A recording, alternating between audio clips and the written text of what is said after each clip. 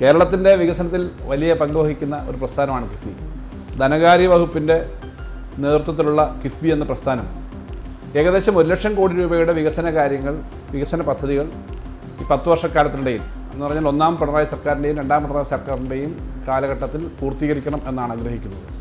ഏറ്റവും കൂടുതൽ നിർമ്മാണ പ്രവർത്തികൾ വികസന കാര്യങ്ങൾക്കുള്ള ഭൂമി ഏറ്റെടുക്കൽ തുടങ്ങി എല്ലാ മേഖലകളിലും കിഫ്ബിയുടെ നിക്ഷേപം എത്തിയിട്ടുണ്ട്.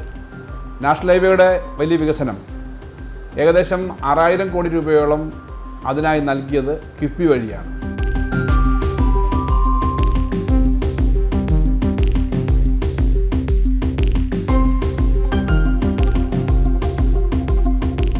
മറ്റൊരു സംസ്ഥാനത്തിനും ഭൂമി ഏറ്റെടുക്കുന്നതിൻ്റെ 4/1 പണം കൊടുക്കേണ്ടി വന്നിട്ടില്ല.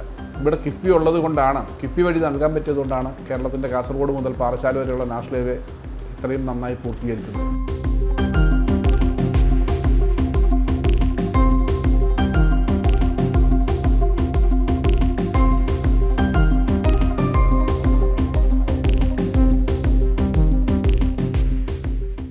ഏറെ ആശുപത്രികൾ, വളരെ വലിയ ആശുപത്രികൾ, മെഡിക്കൽ കോളേജുകൾ, നമ്മുടെ പ്രാഥമിക ആരോഗ്യ സൗകര്യങ്ങൾ ഉൾപ്പെടെ കിഫ്ബി വഴി നിർമ്മിച്ചിട്ടുണ്ട്.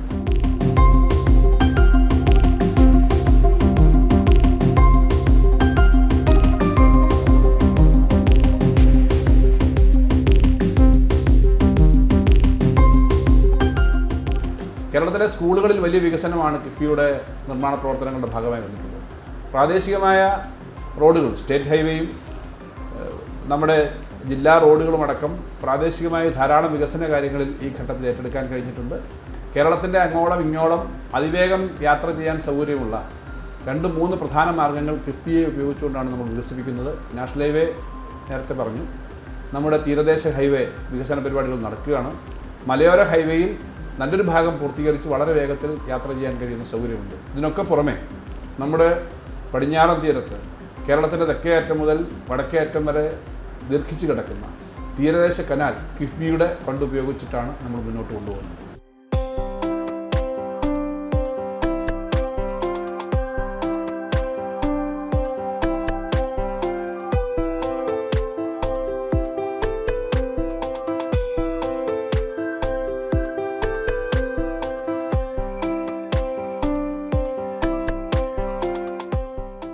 കിഫ്ബി അതിൻ്റെ വരുമാനത്തിൽ നിന്ന്, വരുമാനദായകമായ പദ്ധതികളിൽ നിന്നും പണം തിരിച്ചടയ്ക്കാവുന്ന നിലയിൽ ലോൺ എടുത്ത് പ്രവർത്തിക്കുന്ന ഒരു മോഡലായിരുന്നു അവതരിപ്പിച്ചിരുന്നത്.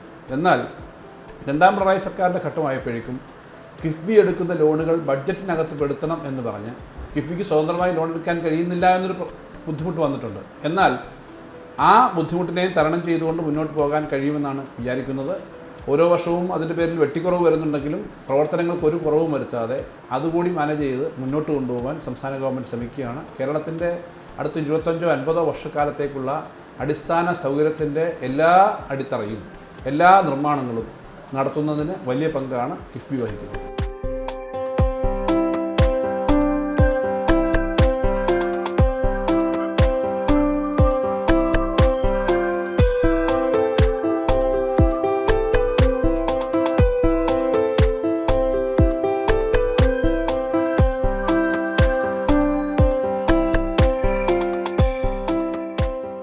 അടിസ്ഥാന പശ്ചാത്തല സൗകര്യ വികസനങ്ങളായിട്ടുള്ള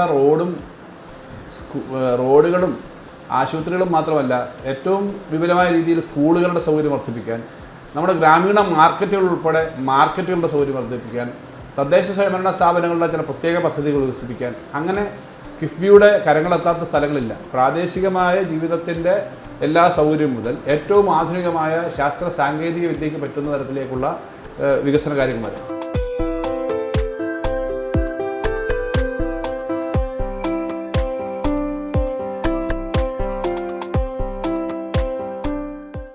കിഫ്ബി ഉപയോഗിച്ചുകൊണ്ട് യൂണിവേഴ്സിറ്റി ഹോസ്റ്റലുകളുടെ നിർമ്മാണം, യൂണിവേഴ്സിറ്റിയിലെ ഗവേഷണ കേന്ദ്രങ്ങളുടെ നിർമ്മാണം, കിഫ്ബിയുടെ ഫണ്ട്, കിഫ്ബി നൽകുന്ന ഫണ്ട് ഉപയോഗിച്ചുകൊണ്ട് ഞാൻ നേരത്തെ പറഞ്ഞ ദീർഘകാല പദ്ധതികൾക്ക് വേണ്ടിയിട്ട് സംസ്ഥാന ധനകാര്യ വകുപ്പ്, സംസ്ഥാന ഗവൺമെൻറ് എല്ലാം മുൻകൈയെടുത്ത് നടത്തുന്ന ധാരാളം പദ്ധതികൾക്ക് ഫണ്ട് കണ്ടെത്തുന്നതിന് ഉപയോഗിച്ചുകൊണ്ടിരിക്കുന്നത് കിഫ്ബിയാണ്.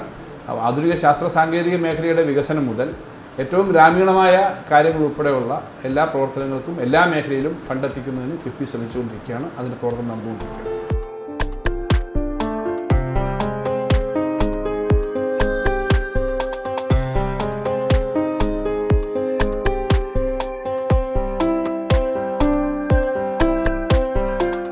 നമ്മുടെ പല വികസന കാര്യങ്ങളും ഇപ്പോൾ നടക്കുന്ന പല വികസന കാര്യങ്ങളും പണം ഇല്ലായ്മ കാരണം മാറ്റിവെക്കുമായിരുന്നു.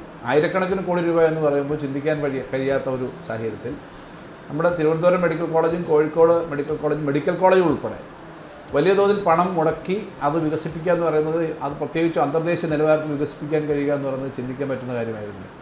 സ്കൂളുകളിൽ ഏറ്റവും നല്ല ക്ലാസ് മുറികൾ, ആധുനിക ഡിജിറ്റൽ സംവിധാനം അടക്കമുള്ള കാര്യങ്ങളെപ്പറ്റി ആലോചിക്കാൻ കഴിയുമായിരുന്നില്ല. ഏറ്റവും പുതിയ രീതിയിലുള്ള ഗവേഷണ കാര്യങ്ങളും IT പാർക്ക് ഉൾപ്പെടെ, സയൻസ് പാർക്ക് ഉൾപ്പെടെ ആധുനിക ഗവേഷണത്തിന് യൂറോപ്യൻ സ്റ്റാൻഡേർഡിലോ അമേരിക്കൻ സ്റ്റാൻഡേർഡിലോ എന്ന് പറയുന്ന ഏറ്റവും ഉയർന്ന നിലവാരത്തിൽ ഉൾപ്പെടെ ഉള്ള കാര്യങ്ങൾ നടപ്പിലാക്കാൻ വേണ്ടിയിട്ട് പണം മാറ്റിവെച്ചതിൻ്റെ വിശദമായ കണക്കുകൾ കിഫ്ബിയുടെ രേഖകളിൽ നിന്നുണ്ട്.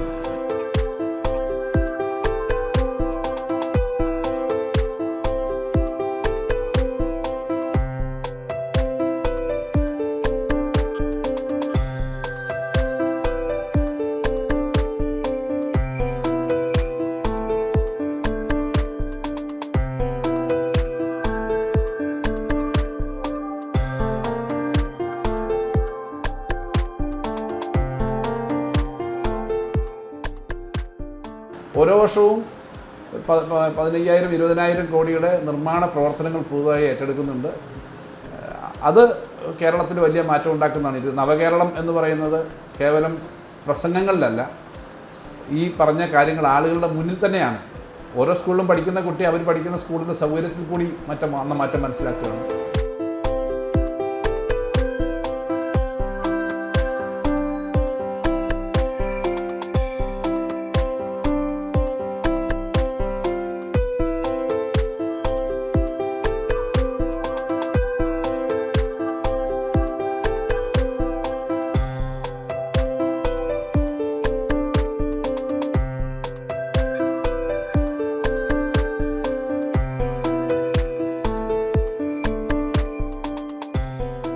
സർവകലാശാലകളിലെ ആധുനിക ലബോറട്ടറികളും ലൈബ്രറികളും സൗകര്യങ്ങളും കെട്ടിടങ്ങളും ഇതിൻ്റെ ഭാഗമായിട്ടുണ്ട്.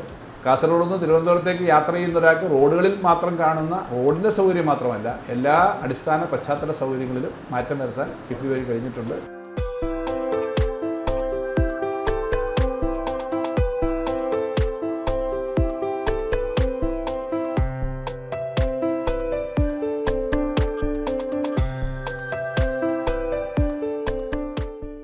ഇത് കേരളത്തിൻ്റെ മാത്രം ഒരു പ്രത്യേകതയാണ്. ഇത്രയും ബുദ്ധിമുട്ടുകൾക്കിടയിലും ഇങ്ങനെ മാറ്റമുണ്ടാകുന്നത്. അതുകൊണ്ട് തന്നെ കേരളം വർഷങ്ങൾക്ക് ശേഷം വന്ന് കാണുന്ന ആളുകൾ ഇത് പഴയ കേരളമാണോ എന്ന് സംശയിക്കുന്ന തരത്തിലേക്കുള്ള വികസന കാര്യങ്ങൾ നടക്കുകയാണ്. അത് ഒരു വിഭാഗം വികസന കാര്യങ്ങളെന്ന് പറഞ്ഞാൽ വലിയ പശ്ചാത്തല സൗകര്യം മാത്രമല്ല, ഏറ്റവും സാധാരണക്കാരുടെ ജീവിതത്തെ ബാധിക്കുന്ന പൊതു ആശുപത്രിയും പൊതു സ്കൂളുകളും മുതൽ ആധുനിക വ്യവസായശാലകൾ വരെ സാധാരണക്കാർക്ക് ധാരാളം ജോലി കിട്ടുന്ന കാർഷിക മേഖലയിൽ ഉൾപ്പെടെ വിവിധ പദ്ധതികൾ നടപ്പിലാക്കിക്കൊണ്ടാണ് കിഫ്ബി.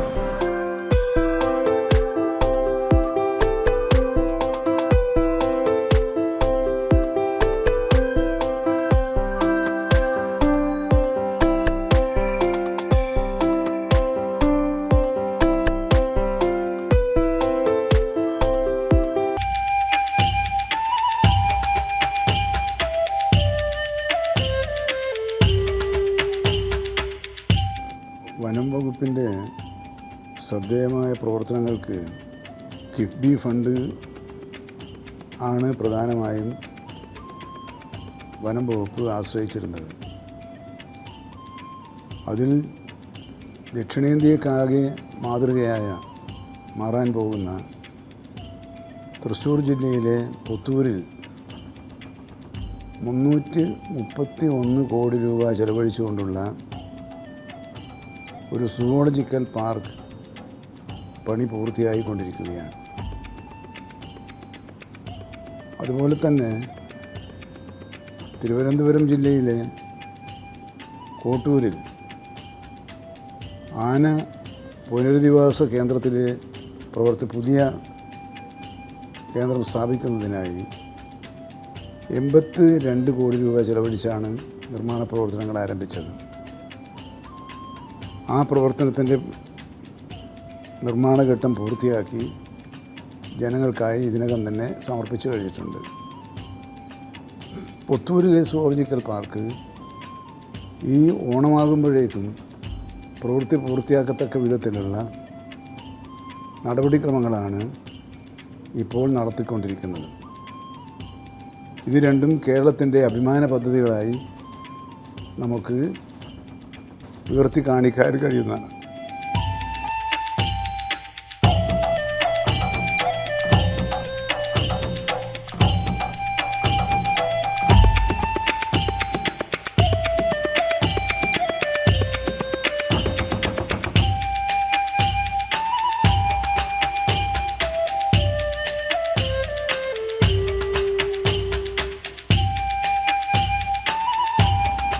കിഫ്ബി എന്നൊരു സാമ്പത്തിക സഹായം സംവിധാനം ഇല്ലാതിരുന്നെങ്കിൽ ഈ പദ്ധതികൾ തുടങ്ങുന്നതിനെക്കുറിച്ച് ആലോചിക്കാൻ പോലും നമുക്ക് കഴിയുമായിരുന്നില്ല.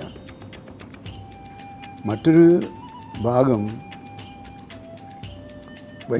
വന്യജീവി ആക്രമണത്തിൽ നിന്നും ജനങ്ങളെ സംരക്ഷിക്കുന്നതിന് വേണ്ടിയുള്ള പ്രതിരോധ പ്രവർത്തനങ്ങളാണ്. ആ പ്രതിരോധ പ്രവർത്തനങ്ങൾ നടത്തുന്നതിനായി കിഫ്ബിയിൽ നിന്നും 110 കോടി രൂപയാണ് അനുവദിച്ചത്.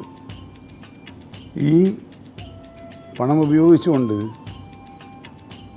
സൗരോർജ്ജ വേലികൾ പുനലൂർ, തെന്മല, തിരുവനന്തപുരം, മണ്ണാർക്കാട് മേഖലയിൽ നിന്നാണ് ആകെ 94.22 കിലോമീറ്റർ വേലി നിർമ്മിക്കുന്നത്. അതിൻ്റെ പ്രവർത്തനം ഇതിനകം തന്നെ പൂർത്തിയായി കഴിഞ്ഞിട്ടുണ്ട്. മറ്റൊന്ന് 12.37 കോടി രൂപ അനുവദിച്ചുകൊണ്ട് സൗരോർജ്ജ തൂക്കുവേലികൾക്കുള്ള ടെൻഡറുകൾ സ്വീകരിച്ച് ആകെ 142 കിലോമീറ്റർ സൗരോർജ്ജ തൂക്കുവേലി നിർമ്മിക്കുന്നതിനുള്ള തീരുമാനമാണ് എടുത്തിട്ടുള്ളത്. ആനപ്രതിരോധത്തിൻ്റെ ഭാഗമായി വന്യജീവി ഡിവിഷൻ്റെ കീഴിൽ ആന പ്രതിരോധ മതിൽ പൂർത്തിയാക്കിയിട്ടുണ്ട്. അത് പാലക്കാട്, വയനാട് വന്യജീവി ഡിവിഷനുകൾക്ക് കീഴിലാണ്. അതുപോലെ തന്നെ റെയിൽവേ വന്യജീവി സംരക്ഷണത്തിൽ നിന്നും ദുരിതമനുഭവിക്കുന്ന വയനാട്ടിലെ ജനങ്ങളുടെ സംരക്ഷണത്തിൻ്റെ ഭാഗമായി 10 കിലോമീറ്റർ ദൂരത്തിൽ റെയിൽ ഫെൻസിംഗ് സ്ഥാപിക്കുന്നതിനുള്ള പ്രവർത്തനങ്ങൾ പൂർത്തീകരിച്ചു. ഇത് മറ്റൊരു പദ്ധതി. ഇങ്ങനെ നിരവധി പദ്ധതികൾക്കായി ഒരു വലിയ സംഖ്യയാണ് കിഫ്ബിയിൽ നിന്നും നമുക്ക് ലഭിച്ചിട്ടുള്ളത്.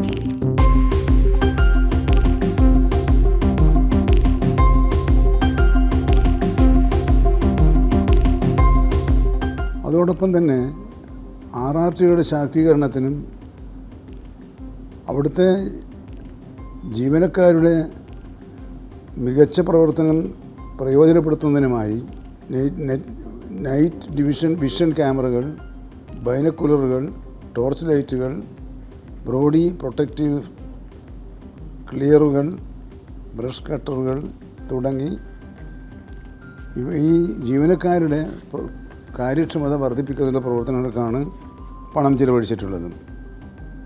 സാങ്കേതികവിദ്യ ഉപയോഗിച്ച് വന്യമൃഗസഞ്ചാരം നിരീക്ഷിക്കുന്നതിനുള്ള ശ്രമങ്ങളും ഇപ്പോൾ നടത്തിക്കൊണ്ടിരിക്കുന്നുണ്ട്. 1000 ക്യാമറ ട്രാപ്പുകൾ സ്ഥാപിക്കുന്നതിനാണ് ലക്ഷ്യമിട്ടിരിക്കുന്നത്. അതിനുള്ള ടെൻഡറുകൾ ക്ഷണിച്ചു കഴിഞ്ഞിട്ടുണ്ട്. സാങ്കേതിക വിദ്യ ഉപയോഗിച്ച് 267 മുന്നറിയിപ്പ് സംവിധാനങ്ങൾ 9 കോടി രൂപ ചെലവിൽ വിവിധ ഡിവിഷനുകളായി ലഭ്യമാക്കുകയുണ്ടായി. അപ്പോൾ ഇത് 3 തരത്തിലാണ് ഇപ്പോൾ ലഭിച്ചിട്ടുള്ള പണം ചെലവാക്കാൻ ഗവൺമെൻറ് ശ്രമിച്ചിട്ടുള്ളത്. ഒന്ന്, സുവോളജിക്കൽ പാർക്ക് 331 കോടി, ആന പുനരധിവാസ കേന്ദ്രം 82 കോടി, മനുഷ്യ വന്യജീവി സംരക്ഷണത്തിന് വേണ്ടി വിവിധ പദ്ധതികൾക്കായി 220 കോടി രൂപ. ഇതിൽ 136.52 കോടി സ്വയം സന്നദ്ധ പുനരധിവാസ പദ്ധതിക്കായി മാറ്റിവെച്ചു.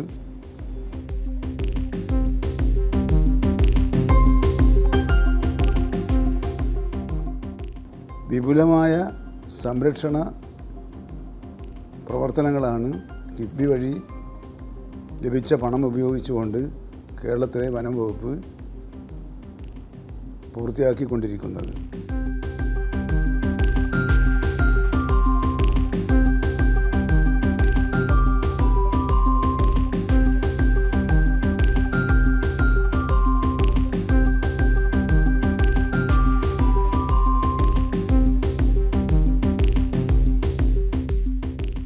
ഇത് പൂർത്തിയാകുന്നതോടുകൂടി വന്യജീവി ശല്യം ഒരു പരിധിവരെ നമുക്ക് നിയന്ത്രിക്കാൻ കഴിയുമെന്നാണ് കരുതുന്നത്. അതിലൂടെ മലയോര മേഖലയിലെ കർഷക സമൂഹത്തിന് അവർക്ക് ഭയരഹിതമായി ജീവിക്കാൻ കഴിയുന്ന സാഹചര്യങ്ങൾ തിരിച്ചു കൊണ്ടുവരാൻ കഴിയും എന്നും ഗവൺമെൻറ് പ്രത്യാശിക്കുന്നു. ആ നിലക്കുള്ള പ്രവർത്തനങ്ങൾ ഇത്തരം ഫണ്ടുകൾ ഉപയോഗിച്ച് പൂർത്തിയാക്കാനാണ് സാധിക്കുക. അതുകൊണ്ട് തന്നെ കിഫ്ബി ഫണ്ട് എന്ന് പറയുന്നത് നാടിലെ ജനങ്ങളുടെ സുരക്ഷയ്ക്കും പൊതുവികസനത്തിനും പര്യാപ്തമായ ഏറ്റവും ശാസ്ത്രീയമായ ഫണ്ടിംഗ് ഏജൻസിയാണ് എന്ന് നാം തിരിച്ചറിയേണ്ടതുണ്ട്. ആ പ്രവർത്തനം കൂടുതൽ ശക്തമാക്കുക വഴി കേരളത്തിലെ അടിസ്ഥാന സൗകര്യ വികസന മേഖലയിൽ ഉൾപ്പെടെ മാറ്റങ്ങൾ കൊണ്ടുവരാൻ കഴിഞ്ഞതിന് മികച്ച നിരവധി ഉദാഹരണങ്ങളുണ്ട്. ഇപ്പോൾ കിഫ്ബി പുരോഗതിയുടെ ആണിക്കല്ലായി, മാറ്റത്തിൻ്റെ ആണിക്കല്ലായി പ്രവർത്തിക്കുന്നു എന്നതാണ് നമുക്കിതിലൂടെ മനസ്സിലാക്കാൻ കഴിയുന്നത്.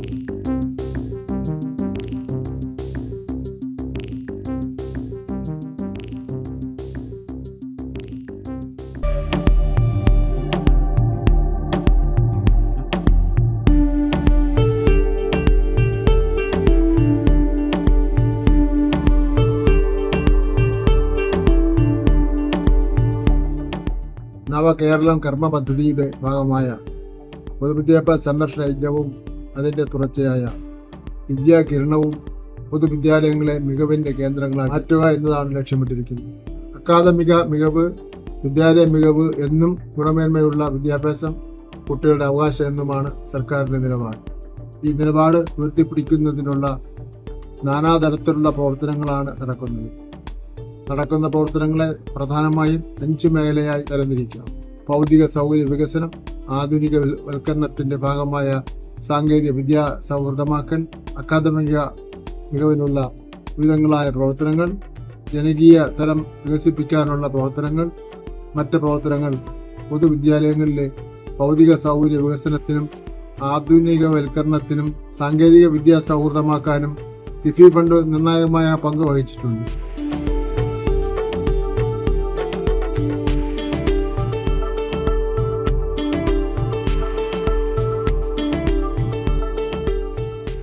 പൊതുവിദ്യാഭ്യാസ സംരക്ഷണ യജ്ഞത്തിന്റെ ഭാഗമായി സ്കൂളുകളെ മികവിന്റെ കേന്ദ്രമാക്കുന്ന പദ്ധതിയിൽ ഉൾപ്പെടുത്തി ഭൗതിക സൗകര്യ വികസനത്തിനായി 5 കോടി കിഫ്ബി പദ്ധതിയിൽ 141 സ്കൂളുകളും, 3 കോടി കിഫ്ബി പദ്ധതിയിൽ 386 സ്കൂളുകളും, 1 കോടി കിഫ്ബി പദ്ധതിയിൽ 446 സ്കൂളുകൾക്കും കിഫ്ബി ധനസഹായം അനുവദിച്ചിട്ടുണ്ട്.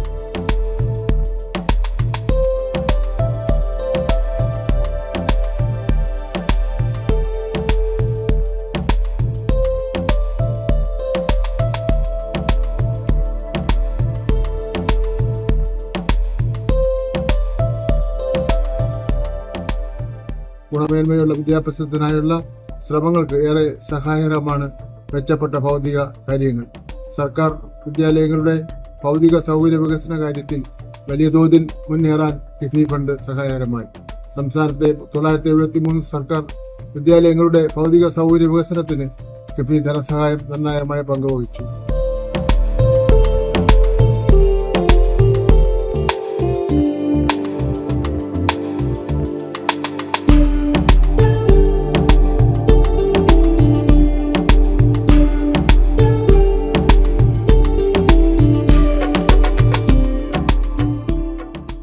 അഞ്ച് കോടി, 3 കോടി, 1 കോടി ധനസഹായമാണ് പ്രാരംഭഘട്ടത്തിൽ വിഭാവനം ചെയ്തത്. എന്നാൽ ഡയറക്ടർ റിവിഷൻ വന്നതിന്റെ ഭാഗമായി എല്ലാ നടപടികൾ പൂർത്തീകരിക്കാത്ത 3 കോടി ധനസഹായം 3.9 കോടിയായും 1 കോടി എന്നത് 1.3 കോടിയായും വർദ്ധിച്ചിട്ടുണ്ട്. ഏതാണ്ട് 2565 കോടി രൂപയുടെ ഭരണാനുമതി കിഫ്ബി മുഖേന ഭൗതിക സൗകര്യ വികസനത്തിനായി വിദ്യാഭ്യാസ വകുപ്പിന് ലഭ്യമായിട്ടുണ്ട്.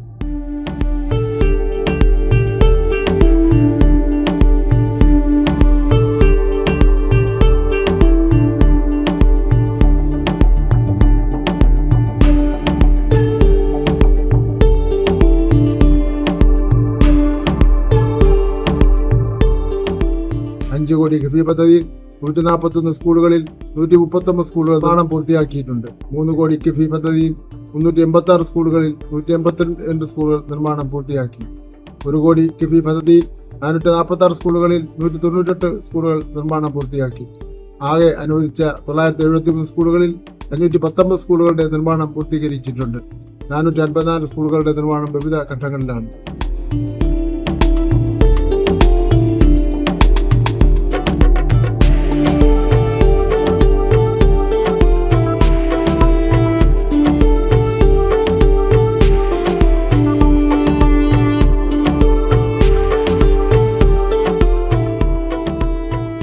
ഇതിൽ 120 വിദ്യാലയങ്ങളുടെ നിർമ്മാണവുമായി ബന്ധപ്പെട്ട് വിവിധ തരത്തിലുള്ള തടസ്സങ്ങൾ ഉള്ളവയാണ്. കെട്ടിട നിർമ്മാണ ചട്ടങ്ങൾ പ്രകാരം KPBR, KMBR, CR research, railway NOC, സ്ഥലം ലഭ്യമല്ലാത്തത്, വെർട്ടിക്കൽ എക്സ്പാൻഷൻ എന്നിങ്ങനെയുള്ള പ്രശ്നങ്ങൾ ഉള്ളവയാണ്. ടെൻഡർ നടപടികൾ പൂർത്തിയായ കെട്ടിടങ്ങൾ നിർമ്മാണ ഘട്ടത്തിൽ വീണ്ടും സാങ്കേതിക പരിശോധനയുടെ ഭാഗമായി മണ്ണ് പരിശോധന ചിലയിടത്തെങ്കിലും നിർദ്ദേശിക്കപ്പെടുമ്പോൾ ഉയർന്നു വരുന്ന പ്രശ്നങ്ങളും കെട്ടിട നിർമ്മാണത്തെ ബാധിക്കുന്നുണ്ട്.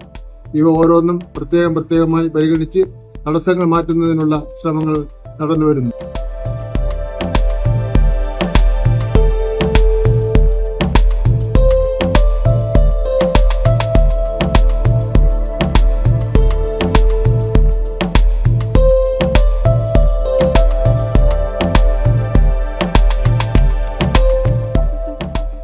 ഫിഷറീസ് വകുപ്പിലൂടെയും മത്സ്യത്തൊഴിലാളികളുടെ കുട്ടികൾ പഠിക്കുന്ന 57 സ്കൂളുകൾക്ക് 66 കോടി രൂപ ഭൗതിക സൗകര്യ വികസനത്തിനായി കിഫി ധനസഹായം ലഭ്യമായിട്ടുണ്ട്.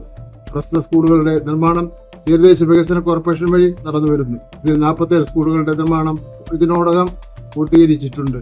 ശേഷിക്കുന്ന സ്കൂളുകളുടെ നിർമ്മാണം വിവിധ ഘട്ടങ്ങളിലാണ്.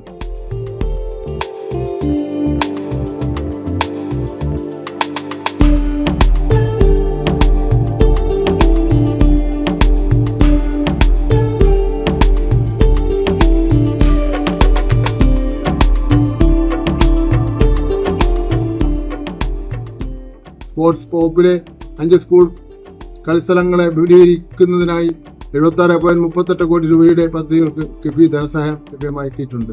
8 മുതൽ 12 വരെയുള്ള ക്ലാസുകളിലെ 45,000 ക്ലാസ് മുറികളെ സാങ്കേതിക വിദ്യ സൗഹൃദമാക്കി പ്രൈമറി സ്കൂളുകളിൽ കമ്പ്യൂട്ടർ ലാബുകൾ ഒരുക്കി ഇതുവഴി ഒരു തരത്തിലുള്ള വിവേചനവുമില്ലാതെ മുഴുവൻ കുട്ടികൾക്കും പഠനത്തിന്റെ ഭാഗമായി നിർഭയമായി ആധുനിക സാങ്കേതിക ഉപകരണങ്ങൾ പ്രാപ്യമാക്കുന്ന അവസ്ഥയുണ്ടായി.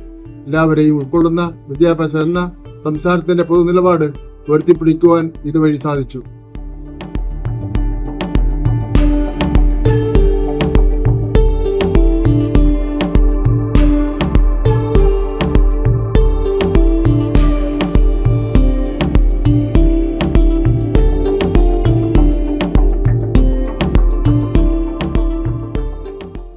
കിഫി ഫണ്ട് ഉപയോഗിച്ച് കൈറ്റിന്റെ നേതൃത്വത്തിൽ നടപ്പിലാക്കിയ ഹൈടെക് സ്കൂൾ, ഹൈടെക് ലാബ് പദ്ധതികളിലൂടെ പൊതുവിദ്യാഭ്യാസ രംഗത്ത് ഇന്ത്യയിലെ ആദ്യത്തെ സമ്പൂർണ്ണ ഡിജിറ്റൽ സംസ്ഥാനം എന്ന നേട്ടം കൈവരിക്കുവാൻ നമുക്ക് കഴിഞ്ഞിട്ടുണ്ട്. 1 മുതൽ 12 വരെ ക്ലാസുകളുള്ള 16,027 സ്കൂൾ വിഭാഗങ്ങളിൽ 3,74,274 ഡിജിറ്റൽ ഉപകരണങ്ങൾ വിതരണം ചെയ്യുകയും 4,752 സെക്കൻഡറി ഹയർ സെക്കൻഡറി സ്കൂളുകളിലെ 45,000 ക്ലാസ് മുറികൾ ഹൈടെക് ആക്കുകയും 11,275 പ്രൈമറി വിഭാഗം സ്കൂളുകളിൽ ഹൈടെക് ലാബ് പദ്ധതി നടപ്പിലാക്കുകയും ചെയ്തു. ഈ ഉപകരണങ്ങൾ പ്രയോജനപ്പെടുത്തിയാണ് കോവിഡ് കാലത്തെ ഡിജിറ്റൽ വിദ്യാഭ്യാസ പ്രവർത്തനങ്ങൾ ഉൾപ്പെടെ നടത്തിയത്.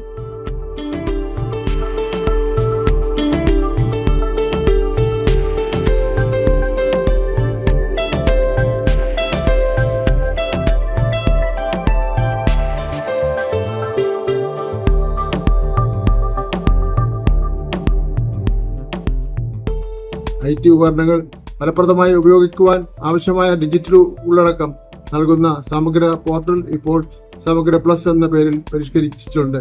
ഇതുൾപ്പെടെ പശ്ചാത്തല വികസന, അക്കാദമിക, ഭരണരംഗത്തെ സർക്കാരിന്റെ പ്രവർത്തനങ്ങൾക്ക് നെടുന്തൂണായി പ്രവർത്തിച്ചത് കിഫി ധനസഹായം ഉപയോഗിച്ചുകൊണ്ടുള്ള സ്കീമുകളായിരുന്നു.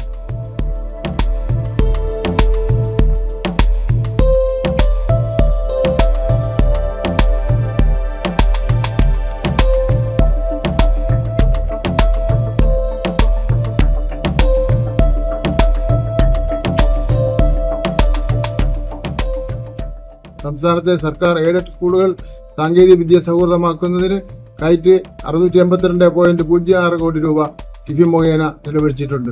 സമഗ്ര പ്ലസ് സമ്പൂർണ്ണ സഹിതം പോർട്ടലുകൾക്ക് പുറമെ ഇന്ത്യയിലെ സ്കൂൾ കുട്ടികളുടെ ഏറ്റവും വലിയ IT കൂട്ടായ്മയായ ലിറ്റിൽ കൈറ്റ്സ് പദ്ധതിക്കും ഈ സംവിധാനങ്ങൾ പ്രയോജനപ്പെടുത്തിയിട്ടുണ്ട്.